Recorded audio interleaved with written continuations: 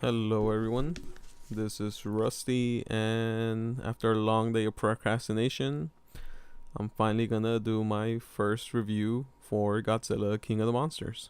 And this might be my first video for those people watching that are probably just my friends, me and my mom. Hi, Mom. I hope you understand English now. Probably shouldn't use this. Oh, well, too late. So, just to give you a little intro, I saw this on Thursday. I'm currently doing this on Saturday. Just, to mend over things in my mind of what I really thought. Didn't want to come out and just be all ecstatic and give too quick of an input. But yeah, I saw Godzilla King of the Monsters. And man, oh man, that is some dope action if you want to see some dope giant monsters fighting. On the negative side, though, man, whoever's writing the script for these humans just isn't giving them a chance. Cause Jesus, if you thought you would hate that part from the trailers, you were onto something. So, pretty much just to give context, this is technically the third movie in Warner Bros. Monsters universe. The first one, of course, being 2014 Godzilla, which, really liked it. Really dope. Not sure which one I prefer between this one and that one yet. Might have to rewatch them. And that was followed by King Kong Skull Island, which was just, more of an intro to the universe and world building. But, to introduce Kong, a couple characters that might not be of importance since it took place in like the Vietnam era, so they're probably old. They're out of the equation. But let's just start with the positive things. The first one, and I'm sure if you've seen the trailers, is the action in this movie is insanely awesome. Now, I like kaiju movies, well, the older Godzilla movies, big monster, I'm hella down for. If you were into Pacific Rim, this is the thing. It's just amazing seeing these giants fight in cities. Buildings are nothing to them as they're fighting each other. I'm just trying to state the action was intense. There was a lot of it. Unlike the first one, I know people, they didn't like the whole thing they were going for where they would tease Godzilla, show him here and there. And this one, they were like, yo, we're just gonna go for it there, man. Here's a monster in the first 15 minutes, if I remember right. So the action is intense. Another positive thing is the set pieces, how they set up when the monsters appear, the things they do. I won't get into too many details, to avoid trying to spoil or over explain the thing. But just things from the trailer, like the introduction to Rodan when he comes out the volcano, the way they set it up, the action sequences that follow that. All this is in the trailer, so don't worry, but seeing it in the full format of what they envisioned is amazing. Alongside for just how they set up every time that these giants are going to meet each other.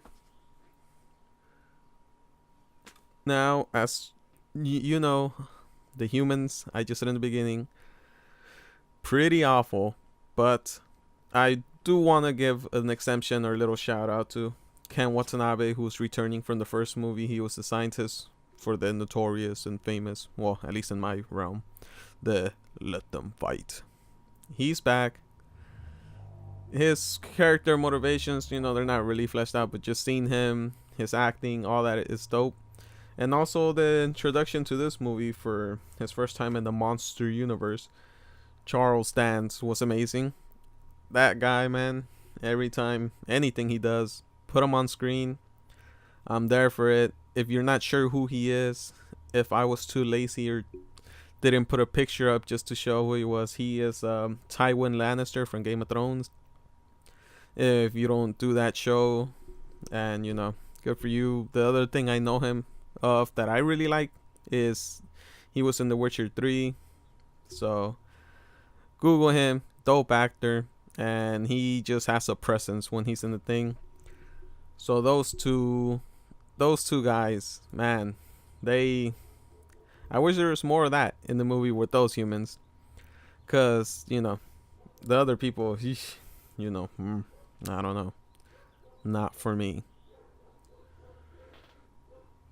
And besides that, just visually, the movie is stunning. I think all the effects, the surrounding the cities, the just the scope of the monsters next to things like tanks, fighter jets, cities, other monsters, their presence. Visually, the movie is just it's really nice.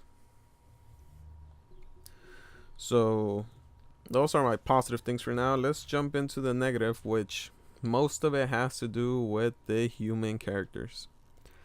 Now, if you watched the original Godzilla and you were like, yo, I hate these characters, quit cutting away to them, I don't care for them. Look, Quicksilver and Scarlet Witch, who are the same people playing the main characters in the original movie. They're just there. Bryan Cranston, of course, everyone loves them, but it's still the human characters in the first one. I wouldn't say they were the worst. They served their purpose. The whole story. If I'm spoiling Godzilla 2014 for you, I'm sorry, but why are you here? Just go watch that first. You could probably get it for cheaper, and it's a really good movie. But that aside, the whole thing is that oh man, I probably should have looked up Quicksilver's actual name. That's on me. But the whole thing is that he is in the army or the Air Force, or he's something. He disarms bombs, and the whole storyline has to do with radiation and nuclear radiation attracting its monsters. So he just kind of ends up everywhere they end up because he's with the bombs trying to get home. And as weak as a plot that may be, it gets you to where you need to be. And in context, it makes sense. At least to me. Oh, and his name is Aaron Taylor Johnson. I looked it up. I forgot. I should have pre-prepped that better, but here we are now. But yeah, in this film, I guess to incorporate the humans into the story, they went off from Kong Skull Island. They introduced the secret government organization called Monarch, which tracks these monsters and knows of their existence. And that's all fine and dandy, but man, these people are literally just here to give you context of what's going on. All they do is talk, explain things just oddly out of nowhere. And sometimes they got PowerPoints at the ready for whatever the hell's going on in the story. But they don't really do much. They're kind of weird. They're kind of annoying. Their motivations didn't make too much sense to me. Like, I understood what they were trying to do, but it seems so unnecessary. But I guess since they're trying to build a universe, they really want to do all these expo dumps and just to get everyone on pace. But yeah, they were kind of dumb and ridiculous. I don't remember any of their names. It's the whole thing with the mom and dad. They're both scientists. One thinks the monsters are cool, one thinks the monsters are evil, and whatever hell ensues. The other negative thing is that I'm trying to do is this movie tries to establish a weird plot, which I guess makes sense since they're trying to make more movies because that equals more money. But it doesn't really work. I had no idea what was going on, and the plot is just they're going for something. They're trying to set up Godzilla versus Kong coming to you 2021, I think. So that was announced before this movie came out. But yeah, the way they're trying to just make it happen, I don't know. I wasn't there for it. The characters weren't that likable. They were kind of annoying. They were just there to go along the plot in the first one. But in the first one, it kind of made more sense to me since it was just like a random dude trying to get home, and he just happened to be in the field of experience that let him do all these things. In this one, everyone's just like, yeah, I'm a scientist. Let me tell you what's going on and why it's going on. It's like, all right, relax. Show me more monsters. As negative all this sounds, though, this movie, unlike the first one, has maybe, me guessing, only seen it one time so far, 5 times the action the first one had. Many more monster fights, appearances, set pieces, and for me, that carried me through all the heavy parts with the humans that kind of got me bored. But that's why I thought it was great. I was really positive about it coming out. I give it a 8 out of 10. 8. Yeah, I'm gonna stick to 8. Those human parts, I want to go see it again, but just thinking about sitting through some of those parts with the characters and their story, their weird motivations, it's knocking down points. I wanted this movie to be better. This is my most, well, this is the movie I look forward to the most this year. I know that's crazy and blasphemy with Avengers coming out this year, but that's just me. That's what I'm about. But yeah, 8 out of 10. It's interesting though, it sets up the world, which is I'm down for. I want to see more Godzilla. I want to see more giant monsters fight. And now, they have Kong slated up for the next one, but they could keep going. Plenty of monsters in the Godzilla universe. They could bring in Ghidorah, Space Godzilla.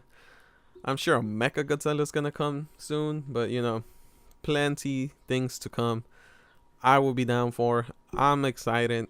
I hope they switch up some of the human characters to follow the story, cause there's other movies, like Shin Godzilla came out 2 years ago, the first Japanese Godzilla made in like maybe 12 years. People didn't really like their humans, but I always liked the concept of seeing the monster do giant monster things, and then seeing all these random government officials just doing their thing, figuring things out, just being normal people in this situation, not like crazy scientists in the secret organization. That's my personal beats though. I don't know where Godzilla is gonna go next. Wonder what kind of monsters there's out there. I'm sure in film they could get any property to fight. Who could it be? Who might be the next person that fights Godzilla? I'm excited for all those options. But that's just my those are my thoughts. Godzilla, King of the Monsters, 8 out of 10. Worth a watch. You might have to slog through some weird human plot, but that's how they get you to the next giant monster fight. So, could be worse. Could be almost no action, but here we are. A lot of action, amazing set pieces, and is that not all I want? Is that not all you want? I've been rambling on too long. I forgot to do an outro or pre-plan an outro, so